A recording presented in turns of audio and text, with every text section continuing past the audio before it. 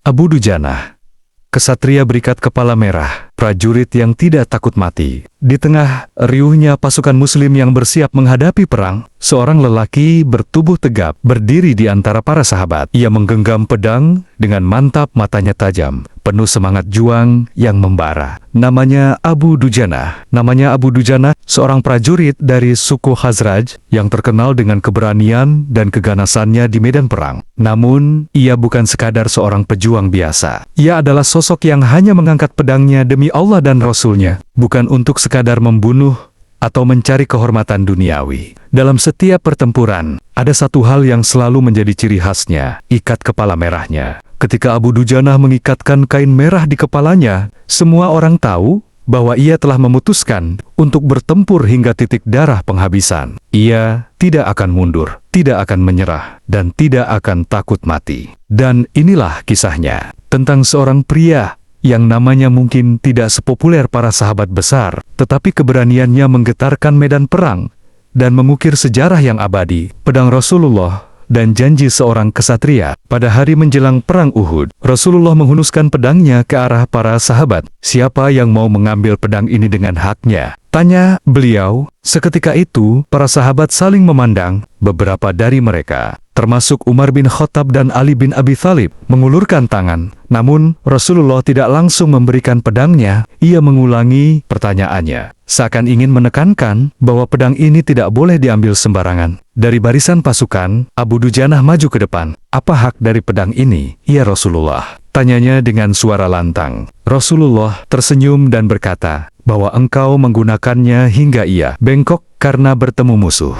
Dalam peperangan, tanpa ragu sedikit pun, Abu Dujanah mengulurkan tangannya. Aku akan mengambilnya dengan haknya, wahai Rasulullah. Saat pedang itu berada di genggamannya, ia menarik kain merah dari sakunya dan mengikatkannya di kepala. Orang-orang yang melihatnya mulai berbisik. Abu Dujanah telah mengenakan ikat kepala merahnya. Jika itu terjadi, maka ia tidak akan mundur hingga mati atau menang. Dan hari itu, perang pun dimulai. Tarian maut di medan perang. Ketika pasukan Quraisy menyerang, Abu Dujanah bergerak cepat seperti bayangan. Ia tidak berlari seperti prajurit biasa, tetapi ia berjalan dengan langkah penuh percaya diri, seakan menantang seluruh musuh yang ada di hadapannya. Beberapa sahabat menganggap gerakannya terlalu berani, bahkan sombong. Namun, Rasulullah tersenyum dan bersabda, gaya berjalan seperti ini adalah sesuatu yang dibenci Allah, kecuali di medan perang. Dengan pedang Rasulullah di tangannya, Abu Dujanah mulai menebas musuh satu persatu. Ia mengayunkan senjatanya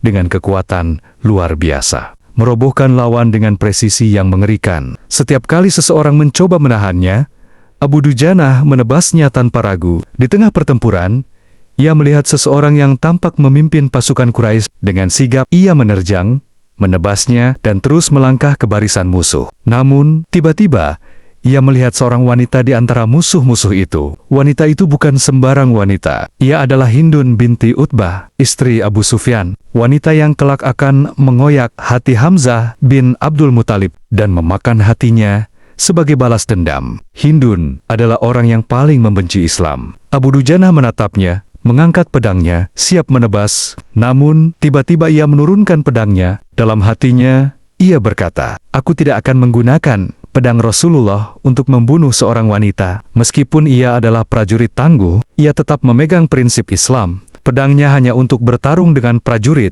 bukan untuk membantai mereka yang tidak bersenjata. Keputusan itu menunjukkan bahwa Abu Dujanah bukan hanya seorang kesatria, tetapi juga seorang muslim sejati. Pertempuran terakhir, Perang Yamamah. Bertahun-tahun setelah Perang Uhud, Islam menghadapi tantangan besar. Setelah Rasulullah wafat, muncul seorang nabi palsu bernama Musailamah al-Kadzab. Ia mengaku sebagai utusan Allah dan berhasil mengumpulkan ribuan pengikut yang setia. Khalifah Abu Bakar As-Siddiq memutuskan bahwa pasukan muslim harus menghancurkan pemberontakan ini. Dan salah satu prajurit yang maju ke medan perang adalah Abu Dujanah. Ketika pertempuran dimulai, pasukan muslim kesulitan menembus benteng Musailamah. Para pengikutnya bertahan dengan gigih, melemparkan tombak dan panah ke arah kaum muslimin. Di saat genting itu, Abu Dujanah maju ke depan. Ia menatap pasukan muslim dan berkata, angkat aku di atas perisai dan lemparkan aku ke dalam benteng mereka. Para sahabat terkejut. Itu adalah tindakan yang sangat berani.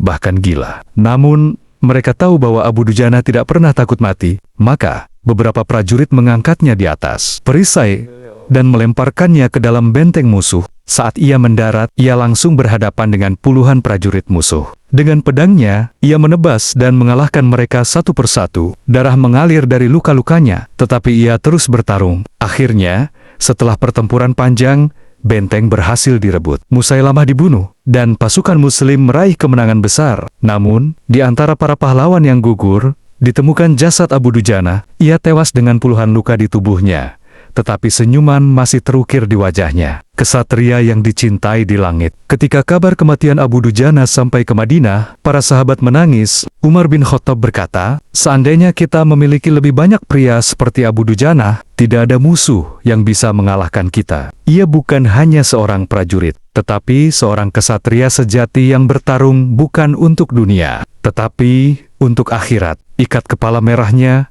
telah ia tinggalkan di medan perang, tetapi namanya tetap hidup dalam sejarah. Dikenang sebagai sang singa di medan perang, kesatria yang tidak pernah mundur, dan prajurit yang dicintai oleh Rasulullah